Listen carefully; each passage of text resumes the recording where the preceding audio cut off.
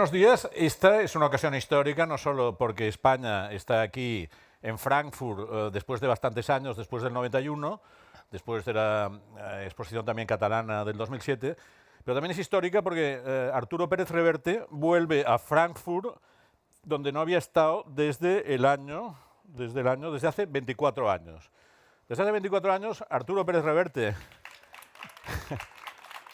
a quien no voy a tener la osadía de presentar, porque sería insultar la inteligencia de sus lectores, Arturo Pérez Reverte tuvo entonces un coloquio muy determinante, yo creo, en lo que es el estudio y el pensamiento sobre la literatura. Tuvo un coloquio con Ken Follett, impulsado por una persona que está aquí, que es el periodista y editor Juan Cruz. Tuvo un coloquio con Ken Follett sobre la... Y moderado por ti. Bueno, yo estaba también por allí, pero yo no tuve un rol importante. Sobre la vía europea al bestseller. Hace 24 años todavía se discutía mucho una cosa que, en mi opinión, nunca ha tenido mucho sentido, que es la supuesta disparidad entre la literatura de calidad y la literatura de éxito. Esto a veces en el mundo editorial se consideran entidades contrapuestas. A más éxito, menos calidad; a más calidad, menos éxito. Bueno, esto es una cosa absurda.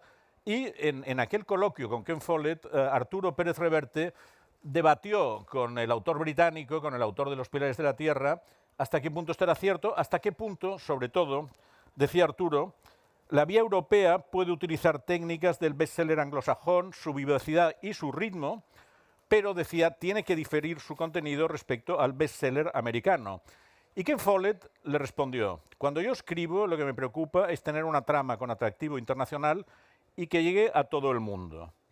Arturo, ¿qué ha quedado de la vía europea al bestseller? ¿Crees que prosperó o que nos hemos olvidado de ella? Prosperó. Y la prueba es que hay un montón de títulos que después fueron apareciendo en esa línea. Era fácil, no es que yo fuese tuviese una visión profética, pero era evidente que había, frente al huérfano bestseller anglosajón de entonces, estamos hablando de hace 24 años, ¿no? El aquí te pillo, aquí te mato, ¿no? La acción pura y dura y ese tipo de cosas. Aquí había una cantidad de material cultural, de memoria histórica, cultural, literaria, y que era muy utilizable para combinar con la otra, hacer una literatura diferente, ¿no? Ocurrió, yo lo intentaba entonces con mis novelas, ocurrió después, a raíz del éxito de algunas de ellas, pues se extendió la cosa. Y bueno, y entonces tuvimos una época muy fértil en cuanto a ese tipo de literatura europea que le dio elevó, en mi opinión, la categoría del bestseller puro y duro anglosajón. Sí. Tú decías entonces que cualquier novela es en principio respetable, desde Marcial Lafuente Estefanía a Dostoyevsky, Absolutamente. mientras haya un lector que encuentre en ellas diversión, reflexión, compañía, esperanza, sabiduría, consuelo o cualquiera de las innumerables posibilidades que ofrecen los libros. ¿Para ti este debate entre literatura de calidad y literatura de éxito ha tenido sentido alguna vez y tiene sentido hoy día? En mí nunca se dio. Yo tengo lo he dicho alguna vez, yo crecí en una casa donde había dos bibliotecas, la de mi abuela materna y la de mi abuelo paterno. Mi abuelo paterno era de los clásicos griegos y latinos, de Dostoyevsky, de Balzac, de Galdós, y mi abuela y su hermana era del bestseller americano Irving Wallace, Vicky Baum, Somerset Maugham, y novela policíaca, Red Stout, Ellery Queen. Entonces, claro, yo crecí con las dos bibliotecas y de las dos me nutrí cuando chico. Entonces, claro, para mí no hay diferencia, no hay líneas que separen una de otra. La obra maestra es El asesinato de Rogelio Acro y de Agatha Christie, como puede ser Crimen y Castigo, ¿no? Para mí. Entonces, algunos escritores hemos ido por esa línea, mezclando ambas cosas, ¿no? Y bueno, y ahí está el resultado. Tú me dijiste una vez que la lectura de Humberto Eco, del Nombre de la Rosa, te había ayudado mucho a estructurar la forma en la que tú querías hacer tus propios libros. Sentirme menos solo. Yo había escrito, cuando yo el Nombre de la Rosa digo, no estoy solo. Hay alguien, salvando las inmensas distancias con Eco, por supuesto, ¿no? Hay alguien que también... Claro, es que ahora estamos acostumbrados a eso, ¿no? Pero entonces no, entonces era nuevo.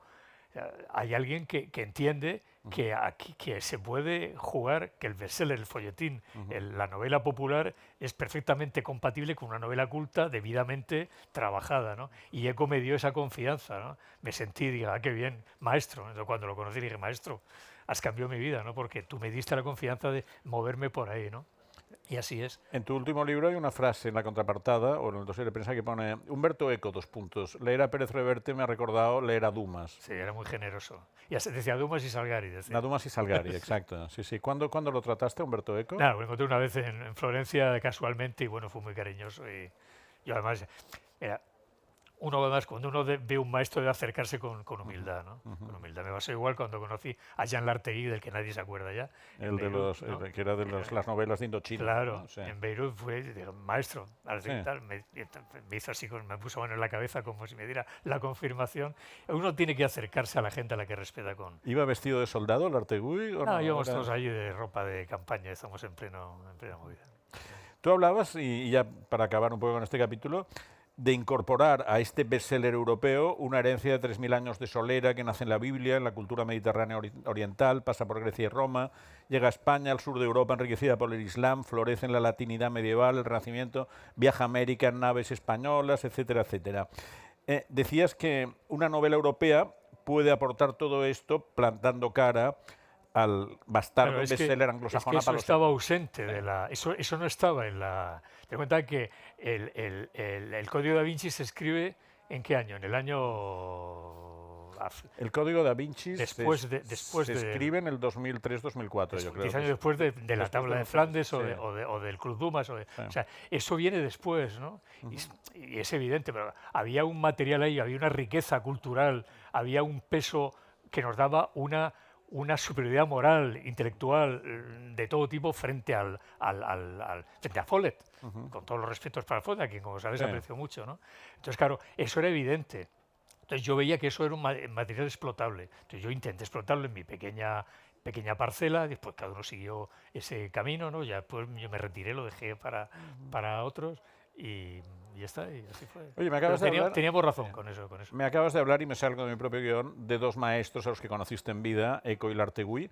Dime qué otros maestros conociste en vida y trataste y te dejaron huella.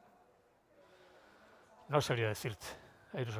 Esos dos son dos en las dos actividades principales de mi vida, ¿no? ¿Y en la literatura española, por ejemplo? ¿Alguno? No me pongas en ese compromiso, ¿no? Chaval. Bien, volvamos. Algunos maestros algunos subo. Volvamos. Pero que me hicieran temblar las piernas, no. ¿Que te hicieran temblar las piernas como Eco y Lartegui? No. Bueno, tenemos un tiempo breve para comentar una producción literaria que es muy extensa, porque Wikipedia registra 31 novelas, más ensayos, recopilaciones de artículos, sin entrar en guiones para el mundo audiovisual, de la mano de Pérez Reverte. Así que le pedí hace unos días que me hiciera un poco el canon de Pérez Reverte, los 5 libros que el buen revertiano tiene que leer. Y vamos a ir uno por uno, porque les voy a pedir que les comente. El primero, El Club Dumas, un misterio bibliófilo, con referencia desde el título al gran maestro de la novela de aventuras y de la narrativa Tut Court. ¿Qué aporta el Club Dumas a tu... ¿Cómo cambia el Club Dumas tu forma de trabajar y tu...? Eso fue mi primer libro, digamos, profesional, ¿no? Es deliberado. Yo quería demostrar con una narración que el folletín, la novela popular, es perfectamente compatible con otros conceptos más elevados de la literatura, ¿no? Entonces jugué a eso, es un juego en el cual todo cabe, ¿no? Usar Dumas como hilo narrativo. Es la novela que más he disfrutado escribiéndola, quizá porque es un escritor inocente. Para mí es la inocencia, ¿no? Empiezo a ser profesional y entonces me lo planteo, pero yo tenía todavía reflejos, instintos de escritor inocente, y se nota, ¿no? La forma de construir la novela, de viajar, de ver los lugares. Fue mi primera incursión de verdad en un mundo que iba a ser el mío. Todavía era reportero entonces, aún viajaba, lo hacía entre 2 viajes, entre 2 guerras, y bueno, y para mí fue ese libro fue el que realmente, aunque la Tabla de Flandes fue la que realmente me dio los medios para vivir de la literatura, el Club Dumas fue la novela que me hizo ya cambiar de vida realmente. ¿Cuánto tardaste en escribirla? Toda una vida, las novelas se escriben toda una vida. Una novela... ¿Y en redactarla? En redactarla 1 año, año y medio, 2 años, ¿no? Pero las novelas se van acumulando.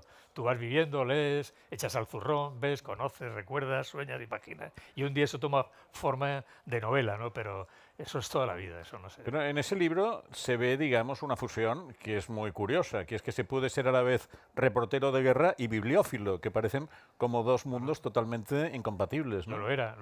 Claro. Pero es verdad que también yo crecí... Pero claro, es que eso es una ventaja. Yo crecí en casa con biblioteca, con 2 bibliotecas. O sea, cuando yo salgo al mundo como reportero, claro, yo me voy con eso en la cabeza. Entonces, claro, yo estoy en Chipre viendo a los turcos caer y veo tal, pienso en el caballo de Troya y veo cuando mi amigo Elibu Malhan se despide de su mujer y la niña llora, veo a Héctor con el casco cuando se...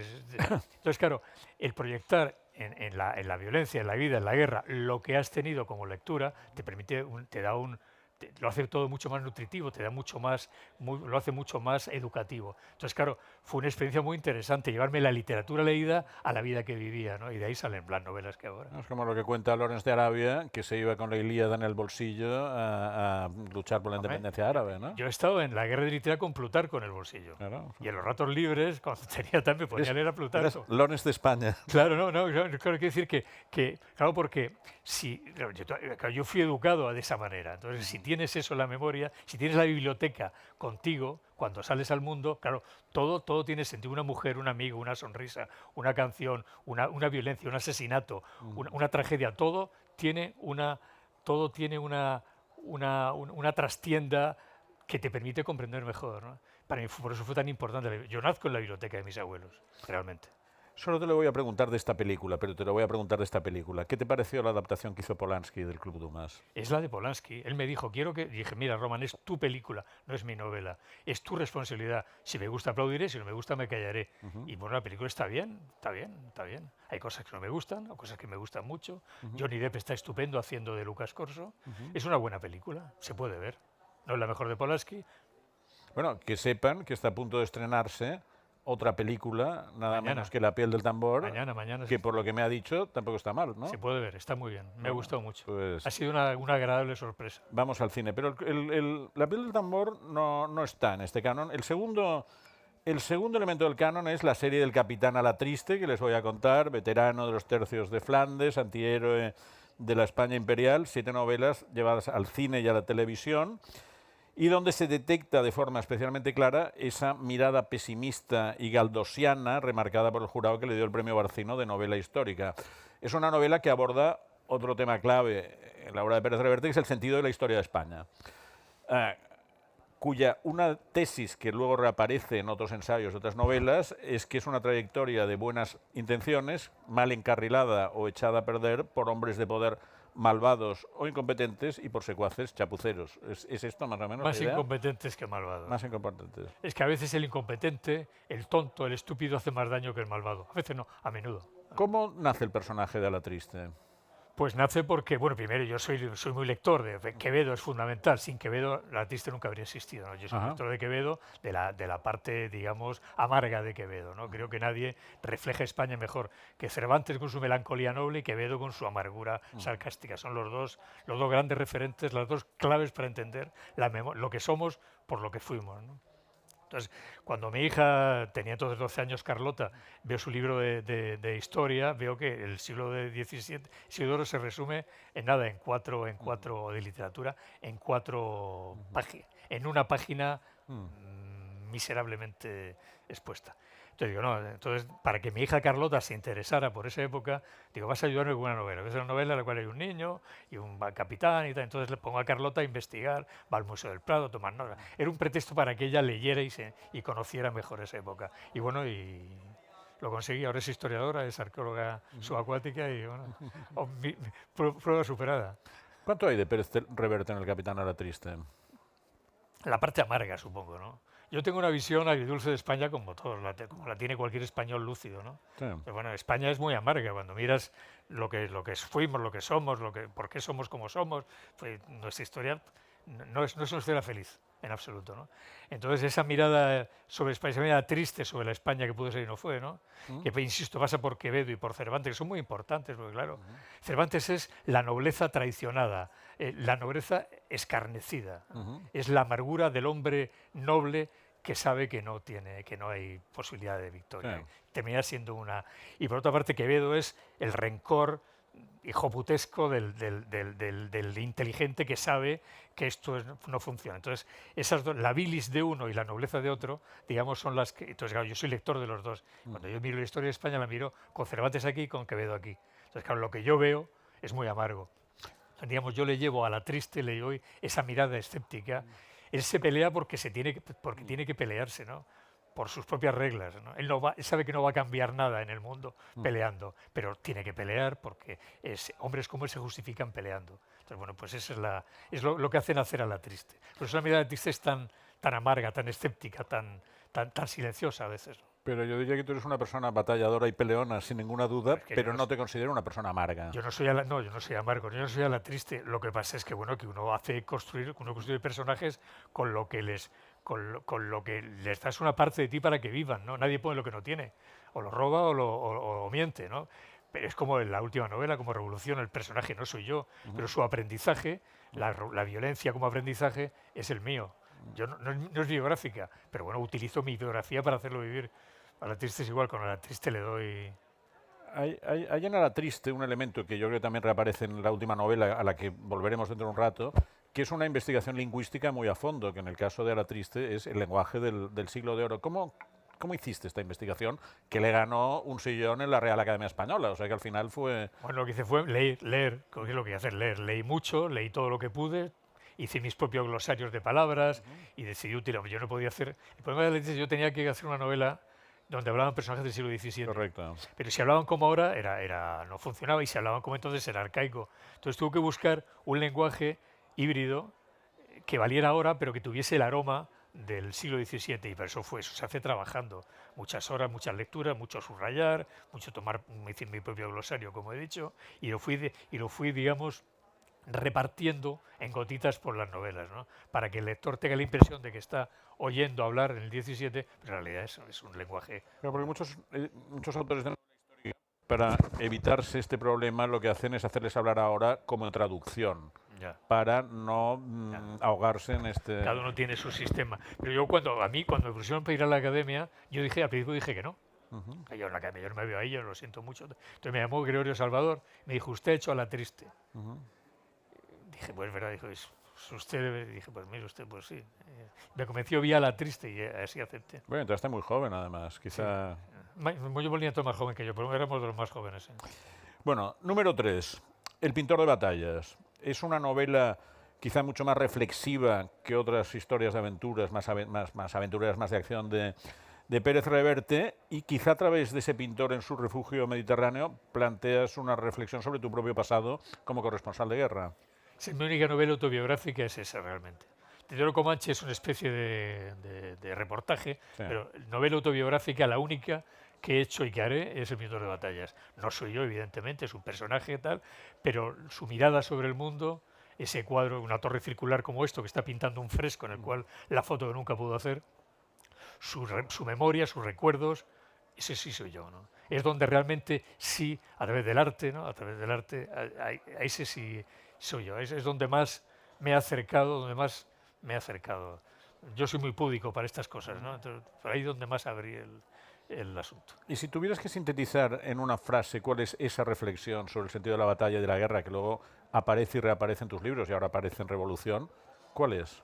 El mundo es un lugar peligroso, donde hay reglas, el azar tiene reglas muy crueles, y entonces cuando asumes cuando comprendes las reglas, es más fácil soportar el horror. O sea, la comprensión del mecanismo como analgésico. Una vez comprendes que es el mecanismo, comprendes que las reglas son esas, dices, bueno, no es tan grave morir, sufrir.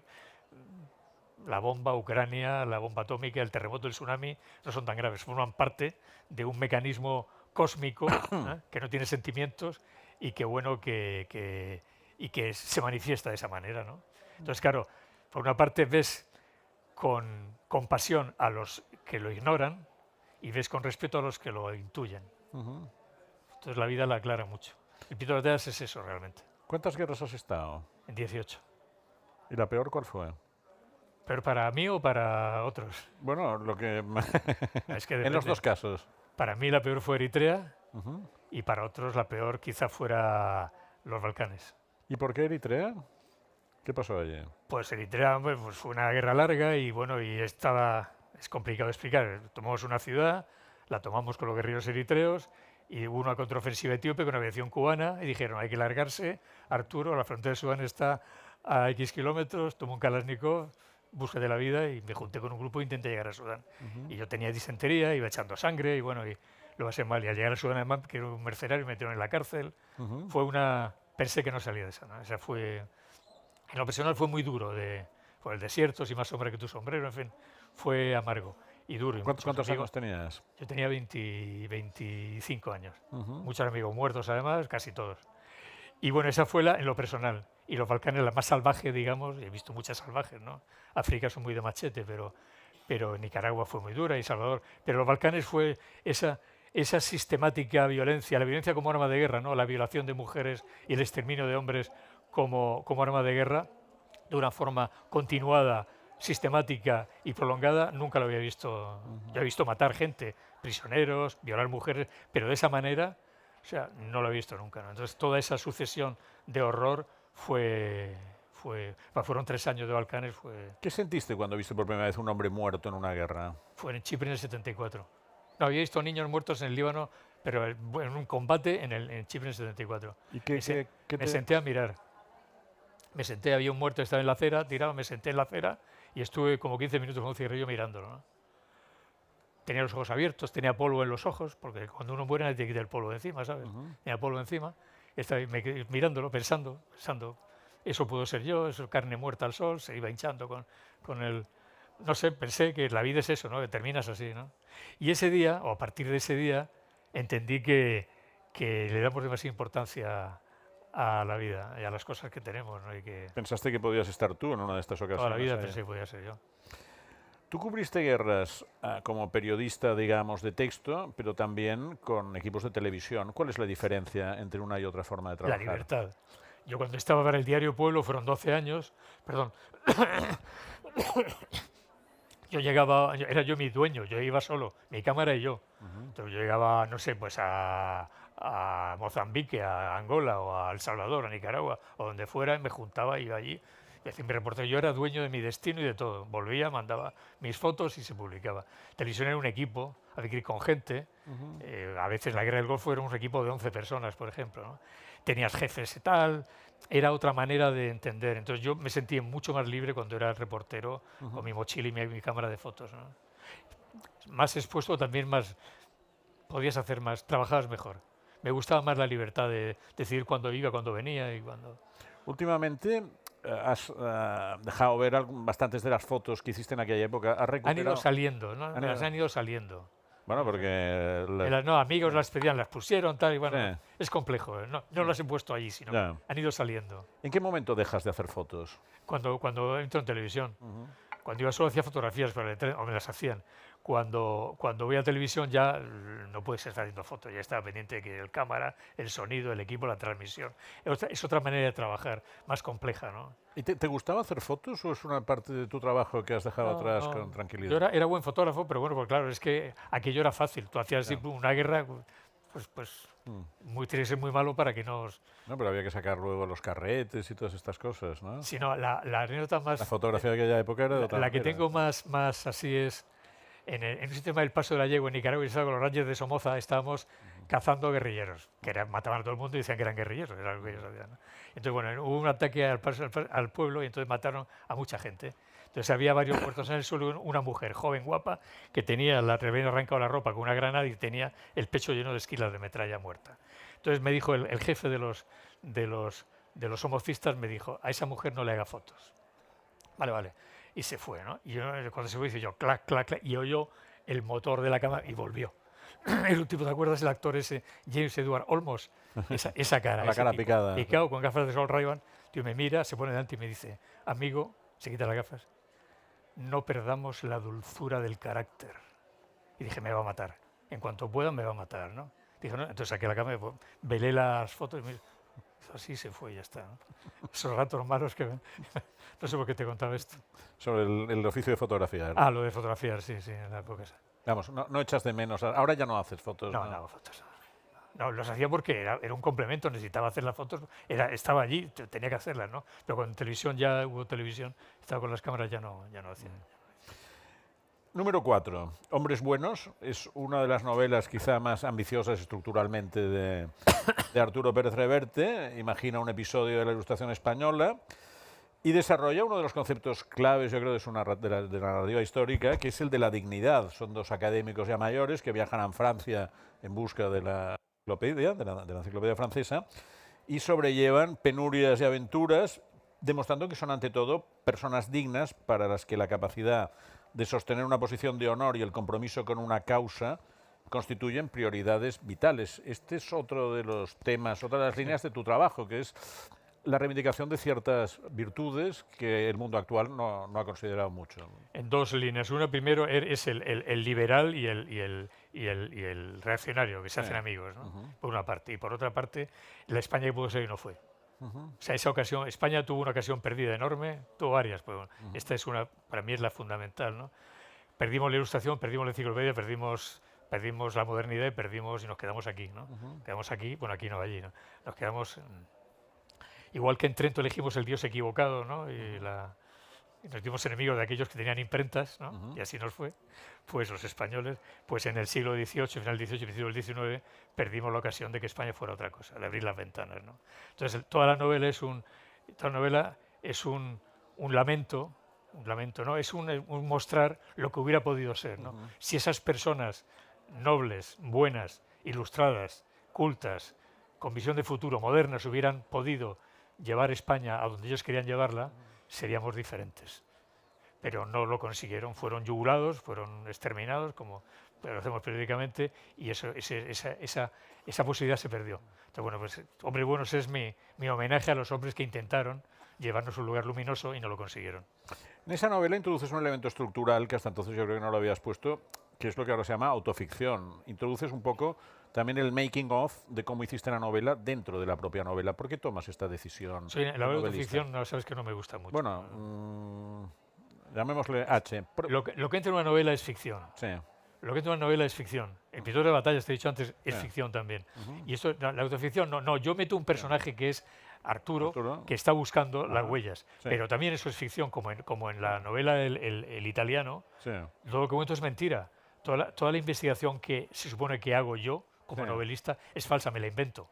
Es también literatura, también es falso. Pero en todo caso sí que el introducir dentro de la novela la propia investigación para hacer la novela sí que es un elemento nuevo que te permite pasar del presente al pasado. ¿Por qué tomas esta decisión? Es un truco profesional. Yo soy un escritor profesional, yo soy un artista, yo soy un tipo que cuenta historias y debo ser lo más eficaz posible. Para ser eficaz uso herramientas, que es estructura, personajes, ya lo sabes, punto de vista, os hablo muchas veces. Entonces, claro, para una novela, cada novela te exige un tratamiento diferente. Entonces, hay novelas que exigen una estructura para que funcionen mejor. Te permiten elipsis, te permiten saltarte cosas, dar enfoque, o sea, son mecanismos narrativos. Entonces, en este caso, el autor metido en la novela, el supuesto autor metido en la novela, me permitía llegar al lugar donde hubiera llegado con la narración lineal o el punto de vista. Digamos, son herramientas del oficio que vas aprendiendo con los años, con las lecturas, con la experiencia, con lo que hacen los que saben de verdad, los maestros. Cuando tengo dudas me voy a ello, cuando tengo dudas, a ver, biblioteca, tú conoces mi biblioteca. A ver, maestro, tengo un problema. ¿Qué pasa, chaval? Bueno, que no. A ver, y abres a Conrad, o Stendhal, o Balzac, o Dostoyevsky, o Jack London, ¿no? Y ahí está la solución, ¿no? Después tú la llevas a tu terreno, la conviertes en tuya, ¿no? No la metes, porque nada vale en crudo si no es tuyo, ¿no? Pero esa búsqueda, ese recurrir a los que saben para esa humildad profesional, digamos, que es fundamental para cualquier trabajo, lo aprendí cuando era reportero, es importantísimo para mí. Pensaba... Bueno, todas esas herramientas, digamos, las fui aprendiendo en los que saben hacerlo. Pensaba, me ha salido ahora, igual que al principio hablábamos de que has buscado combinar, digamos, todo el aparato cultural con una buena mecánica de contar historias de una forma ágil. Estaba pensando que en libros como este también buscas... ¿A cuál te refieres? ¿De cuál estamos hablando ahora? De Hombres Buenos. Hombres Buenos. Sí.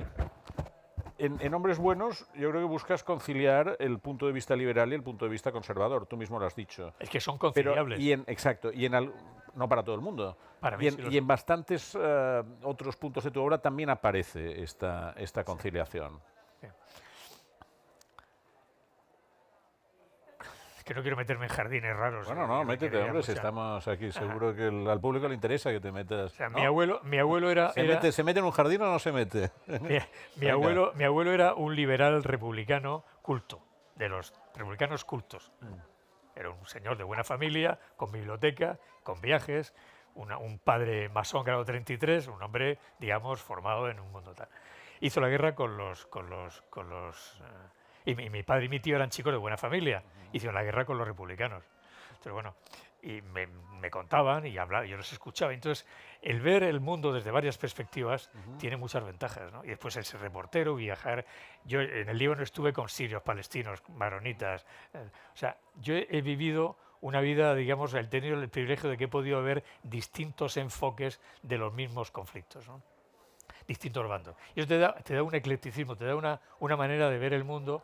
Claro, cuando miras desde lejos, desde fuera, está claro, Putin es el malo, los buenos son los buenos. Franco es el malo, la República es la buena. Eso está más o menos claro, ¿no? Pero cuando te acercas al ser humano, te acercas ya a las personas, al individuo que está ahí luchando, muriendo, sufriendo, tal, te das cuenta de que ya hay, la línea ya no está tan clara. Por eso escribí Línea de Fuego, precisamente, ¿no? Te das cuenta de que todo el mundo tiene razones para hacer lo que hace. Unos y otros. El mayor hijo de puta fascista, nazi, asesino, tal, o el mayor como... Todos ellos la tienen. O sea, un Waffen-SS en las Ardenas matando prisioneros americanos tiene tantos motivos como aunque parezca una atrocidad, como el republicano que libera París con la división Leclerc. Porque los seres humanos somos seres muy complejos, en los cuales cabe todo al mismo tiempo. Cabe la crueldad, la bondad, la ternura, la violencia. Y entonces las circunstancias te moldean, te llevan para aquí y para allá. Eso lo aprendí en la guerra. Lo aprendí mirando y con la biblioteca y con el testimonio de quienes me precedieron. Entonces, claro, yo me llevo eso a la vida. Yo no puedo ver el mundo en blanco y negro. A mí ya me gustaría a veces decir que Putin, qué malos son los rusos y qué buenos son. Sería estupendo, porque te deja dormir. O sea, te simplifica mucho la vida, pero es que no es tan fácil. Entonces yo no puedo evitar que en mis novelas, en mis artículos, en mi vida, todo eso aflore de esa manera. Yo sé muy bien dónde estoy. Yo no soy ecuánime, yo no soy equidistante, yo sé dónde estoy. Lo que intento ser es ecuánime, porque la vida me enseñó a ser ecuánime. Y mis novelas intento que sean ecuánimes. Y Hombres Buenos es una novela que intenté que fuera ecuánime. ¿Crees que intelectualmente esta voluntad de ecuanimidad te ha generado animadversión? Sí, claro. Pero bueno, todo en la vida tiene su Parte precio. del juego. Pero yo duermo muy tranquilo. O sea, tú me conoces hace muchísimos años. Jamás me he tenido que arrastrar para que nadie se quede, para que nadie me haga así en el lomo. Nunca en la vida, ¿no? Entonces, bueno, te comes lo que tienes que comerte, ¿no? Claro que sí. Yo tengo muchos defectos. Y tengo algunas virtudes. Y una es esa. Como sabes muy bien. Dices lo que piensas. Otra pregunta. Está claro. Bien, hablábamos de la Guerra Civil Española y llegamos al número 5 del canon de Arturo Pérez Reverte, Línea de Fuego, que es realmente una obra magna. O sea, es una de, yo creo que ya a 2 años de su publicación ya se puede decir que es una de las grandes novelas de la Guerra Civil Española, sin ninguna duda. Es un trabajo muy recapitulatorio, muy extenso, donde entran a través de unos combates en una población del Ebro, en la batalla del Ebro, entran las distintas posiciones de la Guerra Civil Española. Y a mí me llama la atención que un Pérez Reverte ya en la cumbre de su carrera, de repente decida un esfuerzo tan fenomenal para meterse en un género que parecía agotado, que era el género de la Guerra Civil Española, pero lo que demuestra básicamente es que se podía decir algo y se podía decir algo muy contundente sobre el tema. Eso sí que para mí es un jardín. ¿Por qué te metes en ese jardín? Yo nunca quise escribir de eso, ¿no? De hecho, lo evité cuidadosamente. En Falcó aparece como telón de fondo, pero no de una manera directa. Lo que pasa es que después, hombre, yo había leído todo de la Guerra Civil, tenía una biblioteca de la Guerra Civil y la conocía bien porque además me la contaron los que la hicieron. No la conozco por terceros ni por políticos, la conozco por mi padre, mi tío. Además, cosa curiosa, mi padre y mi tío, que eran chicos, digamos, de buena familia, lucharon con la República, mientras que mi suegro, que era un joven izquierdista aragonés duro tal, luchó con los nacionales, le tocó allí, ¿no? Todas esas complejidades, ¿no? Entonces, cuando empieza a haber, cuando un presidente del gobierno español recupera la guerra civil como arma política y la vuelven otra vez a poner de moda y relanzan otra vez y resucitan a Franco y toda la historia, yo me di cuenta, o creo en darme cuenta de que están usando la guerra civil de una manera sesgada, de que la guerra civil no fue eso. Es decir, fue mucho más, no fue una guerra de 4 generales y 4 banqueros contra el pueblo español, ni de España contra Cataluña. Fue algo mucho más complejo, mucho más lleno de derivaciones complicadísimas, que si no te acercas a ellas con mucho cuidado y mucha prudencia, te puedes incluso marear. Entonces decidí escribir Línea de Fuego. Digo, no, voy a decir cómo la veo yo. Yo que conozco la guerra, porque he vivido la guerra durante muchos años, que me han contado la guerra civil, que la he leído toda lo que se podía leer. Leí igual a Arturo Barea, que leía a Sender, que leía a García Serrano, que es un escritor magnífico, por cierto. Y a Hemingway, o a Foxá, sí. todos. Hemingway también. Hemingway no tenía ni idea, pero bueno. Hemingway no tiene ni idea. De la guerra civil española, ni idea. Pero bueno, esa es otra historia. Entonces dije, bueno, voy a contar mi versión, voy a contar cómo veo yo la guerra civil. Y entonces escribí Línea de Fuego, contando personajes de ambos bandos, interactuando en el escenario del... ¿Cómo organizaste mentalmente y estructuralmente estos 4 o 5... ¿Cuántos días son de batalla? Son cerca de una semana. Sí. ¿Qué te hiciste? ¿Un esquema? ¿Un mapa? Porque tú metes ahí, en varios días concentras muchísima cosa. En esta casa hay un bombardeo, aquí se pegan tiros. ¿Cómo te lo organizaste? Hice lo que hago siempre. Bueno, aquí hice un mapa, elegí un lugar del Ebro donde no hay nada, busqué una curva del Ebro, del río Ebro, lo hice con mapas y tal, compré mapas topográficos de la zona para que se veía muy bien y entonces construí ahí un pueblo mentalmente, puse un pueblo. Y en ese pueblo desarrollé la batalla. El Ebro es una batalla muy compleja, yo no podía contar la batalla, se me salía del marco de la novela. Necesitaba condensarla. Entonces lo que hice fue, leí todo cuanto hay y lo llevé a 2 semanas de combates en ese lugar concreto. Entonces digamos que es una especie de destilado, de condensación de la batalla del Ebro en ese... Entonces hice pues un plano, personajes. Yo siempre dibujaste el pueblo, claro, la iglesia, sí, lo hice todo eso. Hice una galería de personajes de ambos bandos, por oficios, hice la ficha de cada uno de ellos, aunque después no aparece. Yo sabía que uno de ellos lo que había hecho antes, de dónde venía. Bueno, y después una estructura de acción. Aquí me entra, aquí me baja, aquí me entra uno, aquí me entra otro, aquí tal, aquí hay una pausa. Soy un profesional, es decir, busqué una estructura que fuera funcional, que hiciera que el lector pudiera pasearse por la batalla del Ebro de una manera razonable. Tú me dijiste una vez que a diferencia de Ken Follett, que sí que los usa, tú no usas documentalista porque lo que te divierte es buscar la documentación tuya. Para el Cabo Trafalgar, necesitaba material del Museo Naval que hubiera sido una lata. Entonces una chica, una sobrina de una amiga del Museo Naval que estaba allí, me buscó material, ¿no? Material que yo trabajé, ¿no? Pero nunca jamás he hecho eso, no. Porque la parte divertida es esa. Es que lo mejor de una novela no es escribirla, es imaginarla y leerla y pensarla y documentarla, viajar a los lugares, comprar libros, llenar la estantería que tienes, se va llenando. Yo tengo una estantería, como tú sabes, en mi casa grande, y a medida que voy escribiendo una novela se va llenando con los libros, termino la vacío y empiezo a llenarla otra vez, ¿no? Entonces esa ilusión lectora de descubrir, ¿no? Esa inocencia, conservar esa inocencia lectora, ¿no? De descubrir cosas nuevas, me apetece mucho. Entonces, la fase más bonita es como enamorarse, ¿no? Quieres saberlo todo de la persona a la que amas, ¿no? Línea de Fuego, 5º título del canon Pérez Reverte, después del Club Dumas, después del Pintor de Batallas, después de La Triste, después de Hombres Buenos, 5º. Pero hace pocas semanas Arturo Pérez Reverte ha publicado una novela que yo personalmente ya la pongo como el número 6, porque a mí me ha parecido realmente fascinante, que es Revolución, que es una novela sobre la Revolución Mexicana, y la Revolución Mexicana no es ninguna tontería, es un hito en la historia de Latinoamérica, pero también es un lugar de la memoria de la izquierda internacional. Ha generado mucha bibliografía, desde John Reed, México insurgente, al Gringo Viejo de Carlos Fuentes, a las propias novelas de los mexicanos, como Los de Abajo, de Azuela. Y yo creo que aquí Arturo Pérez Reverte también se ha metido en otro jardín, porque es un tema muy amplio, muy difícil, es una novela llena de mexicanismos. Explícanos por qué te metiste en este jardín. Pues no lo sé, me apetecía. Es decir, las novelas van contigo. Sí. Hay novelas que nunca escribiré, que están ahí, ¿no? Y morirán conmigo, otras no. Y esta salió, porque no lo sé, salió. De pronto un día la vi. Pero esta da la sensación de que te ha dado mucho trabajo. Tú, sí, trabajo, es como ver un Everest delante, ¿no? Meterte en la Revolución Mexicana, como... Hombre, de pronto me vi a mí, salvando las inmensas. Me vi a mí, vi un joven que aprende la violencia.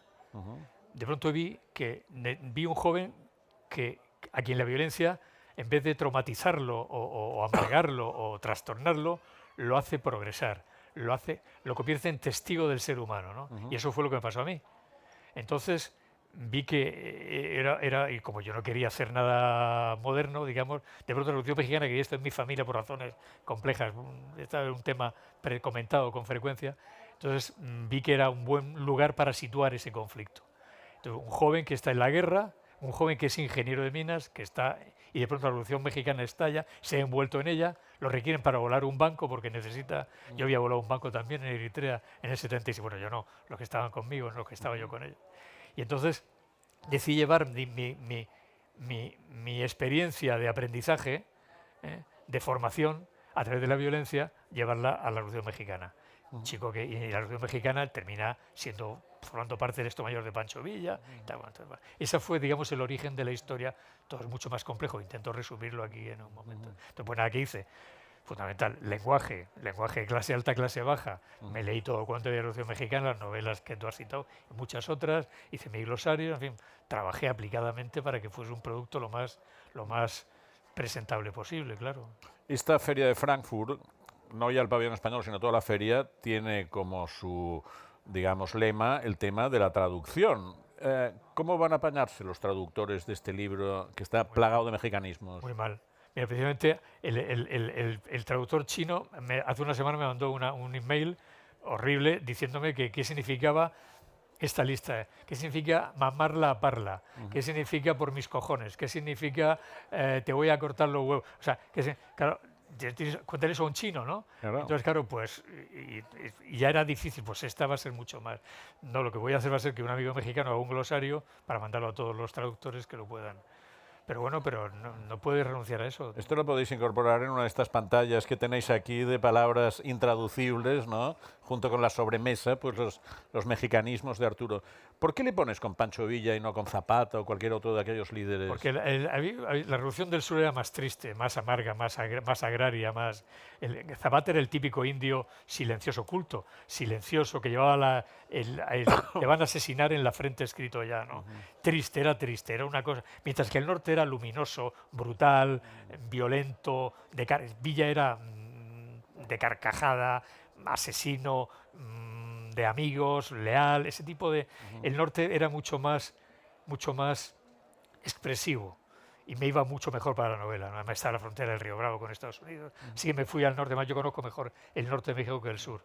Cuando en el sur estuve mucho tiempo en México, me familiaricé con el norte de México y me era más cómodo moverme por esa parte de la Revolución Mexicana. Sí, me gusta que menciones La Reina del Sur porque iba a ir a eso. Es otra de tus novelas más famosas, sin ninguna duda, cine, tele. ¿Qué tiene México para ti que te atrae de esta forma? México tiene... O sea, yo creo que la violencia es la mejor escuela del ser humano. No que sea buena, sino que cuando ocurre, si el ser humano se para a observar la violencia y por qué, y quién protagoniza la violencia, aprende mucho, ¿no? Al menos fue mi caso. Entonces México tiene una mezcla de ternura y violencia, de brutalidad y de maravillosa amistad y tal, que son asombrosos, ¿no? Aparte que el habla es extraordinaria. Nadie crea lenguaje, quizá por la osadía del analfabeto, ¿no? Que hay mucho analfabeto en México, como en muchos otros sitios, ¿no? Y entonces esa osadía le hace construir expresiones con el español mezclado con el inglés y tal, de una brillantez extraordinaria. Entonces el habla mexicana es fascinante. Además tiene mucho humor, el albureo, el bromear, entonces crea un lenguaje muy importante. Entonces para mí era muy, muy interesante. Y después, como te digo, en México la violencia es cotidiana. Es que, claro, mi obsesión es decir, la violencia es... No os equivoquéis, la violencia es cotidiana, es una regla. Estamos equivocados, vivimos en un lugar, en una trinchera que se puede romper en cualquier momento. Se nos puede colar en esta trinchera el violento en cualquier momento, se nos cuela. Estamos educando niños para ser víctimas, no para ser soldados, y a veces hace falta ser soldado. No hablo militar, hablo intelectualmente hablando, ¿no? La violencia no se erradica con palabras, ni cambiamos la razón por sentimientos. Es muy complejo de resumir en el último minuto de nuestra conversación. Pero entonces, yo he visto la violencia y sé lo que eso, dónde lleva, sé cómo se produce. Entonces, cuando veo la confianza con la que en Europa, hasta hace poco, ahora ya nos vamos espabilando, pero hasta hace muy poco tiempo, con la que se vivía como una especie de nube rosa, ¿no? No os dais cuenta, vamos a ver. O sea, es que ha llegado un torrente de agua y se ha llevado mi casa, tal. Vamos a ver, gilipollas. ¿Dónde vives? La vaguada. Pues la vaguada, porque por ahí pasa el agua, claro. O sea, pero que si supieras, si alguien te hubiera enseñado que la vaguada es un lugar por donde pasa el agua, no se debe llevar el agua a la casa, pues tienes que ir a otro sitio. Entonces, bueno, esa ausencia de realidad, ese distanciamiento, ese alejamiento de lo real, de lo crudo de la vida, de que el mundo es un lugar peligroso, para creernos que basta enchufar un teléfono o darle un interruptor para que salga luz o tal, o un avión se vuele. Claro, me parece suicida. Entonces, durante mucho tiempo me he hecho muchos enemigos, como tú sabes, por decir eso cuando en la fiesta sonaba aguafiesta, por hacer de Casandra en mitad de la fiesta troyana, ¿no? Pero bueno, ahora el tiempo, desgraciadamente, pues me da la razón y bueno, vemos que no, que vivimos en un sitio peligroso. Pero mi obsesión es, mi obsesión, mi certeza es que el ser humano tiene que estar preparado para cuando el iceberg está delante del Titanic. Siempre hay un iceberg, siempre hay uno. Oye, para ir acabando, una pregunta muy difícil. La violencia es parte de la vida, pero la otra parte es el amor. Naturalmente. Y tus amores novelísticos siempre son muy complicados. En Revolución no se consuman prácticamente. Pues sí, se consuman, pero físicamente muy pim pam pum. Pero no quite la ilusión. Bueno, no les he dicho nada. Y en la. Sí, pero sí se consuman. Sí. Bueno, no sé, hay dos que se consuman. Por ejemplo, en La piel del tambor también es un amor muy, muy complicado, ¿no? ¿Por qué son tan complicados estos amores de tus novelas? Porque los otros son muy, muy aburridos, son muy, muy poco literarios, no me interesan demasiado, ¿no? O sea, el amor forma parte de una o sea, es la mujer el asunto es la mujer. La heroína revertiana. ¿Cómo es la heroína revertiana? Claro, tú lo sabes muy bien, así que no me hagas hablar. No, tengo una teoría, pero... Pon tu teoría mejor que yo. No, bueno, es una mujer independiente, fuerte y que el protagonista masculino se las ve y se las desea porque plantan mucha cara. Eso no suena muy machista, ¿verdad? ¿Eh? No suena muy machista. A mí no me lo parece. Es que yo soy el famoso escritor Yo diría machista. que son mujeres muy empoderadas. Bueno, entonces, en ese contexto, las historias de amor de mis novelas tienen que ver con ese tipo de mujer, ¿no? Lo importante es la mujer. O sea, solo son posibles, solo con esa... No podían ser otras con esas mujeres. No son mujeres a las que los pajaritos y la carrera a cámara lenta por la playa en el anuncio de Coca-Cola funcione. Es otro tipo de mujer, ¿no? Entonces, la historia de amor están adecuadas al personaje femenino de mis novelas, que es siempre ese tipo de mujer, ¿no? Es que uno no aprende si no es por ahí. O sea, la única fuente o sea, los grandes saltos que un hombre da en la vida, un varón, quiero decir, da en la vida, pasan por las mujeres. El aprendizaje, el conocimiento, la lucidez, el premio o el castigo, ¿no? No hay mayor premio que una mujer inteligente, hermosa o lo que sea, te mire con admiración o te aplaude o te bese o te diga, ven chaval. Y viceversa. Y no hay peor castigo que una mujer así te desprecie, ¿no? Esa es la lección que la vida me ha dejado, ¿no? Entonces esa lección que es muy importante, el querer ganarte la mirada admirativa de una mujer inteligente o hermosa y el evitar el desprecio de una mujer inteligente o hermosa, esto en mi vida y está en mis novelas. Entonces mis novelas son un trasunto de eso. Por eso en mis novelas siempre los personajes están bajo la mirada de mujeres, ¿no? Son ellas quienes juzgan, son ellas quienes dictan sentencia final, ¿no? Eso es el machismo de Pérez Reverte. Ya para acabar, última pregunta, me están sacando el cartel de N. Última pregunta que ha quedado colgada al hilo de nuestra conversación. ¿Por qué Hemingway no sabía nada de la Guerra Civil Española? Pero Hemingway era un fanfarrón. Hemingway era un magnífico escritor del que he aprendido mucho, y tú también, y que dialogaba de una forma extraordinaria, era un tipo brillantísimo y una gran cabeza. Tenía un punto que lo perdía, que era ser un fanfarrón. Hay una fotografía de la Guerra Civil Española que es muy significativa. Está un soldado y Hemingway enseñándole cómo usar el fusil, ¿no? O eso es lo que dice el pie de foto, ¿no? Hemingway enseña. Entonces, esa especie de protagonismo continuo de la violencia, de que yo soy tal, esa especie de chulería fanfarrona, y es machista, en el peor sentido de la palabra también, ¿no? Como cualquiera que lea las memorias de sus ex verá con claridad, ¿no? No me es simpático como persona Hemingway, lo adoro como escritor, pero me es poco simpático como persona. Y la Guerra Civil Española vino como un turista, vino como un turista. Yo lo sé porque yo he sido turista en muchas guerras. Y no le perdono el que supiera lo que pasaba y no lo contara y le dijera 2 pasos, ¿te acuerdas? ¿No? Le dijera, no, eso hay que callarlo porque perjudicamos la respuesta. No, ¿por qué lo vas a callar? No me gusta el Hemingway de la Guerra Civil Española, no me es simpático. Bueno, pues, y por eso en Falcó le pegó una paliza a Hemingway me acuerdo. en un bar de París. Muy bien, despedimos a Arturo Pérez Reverte. Muchas gracias. Gracias.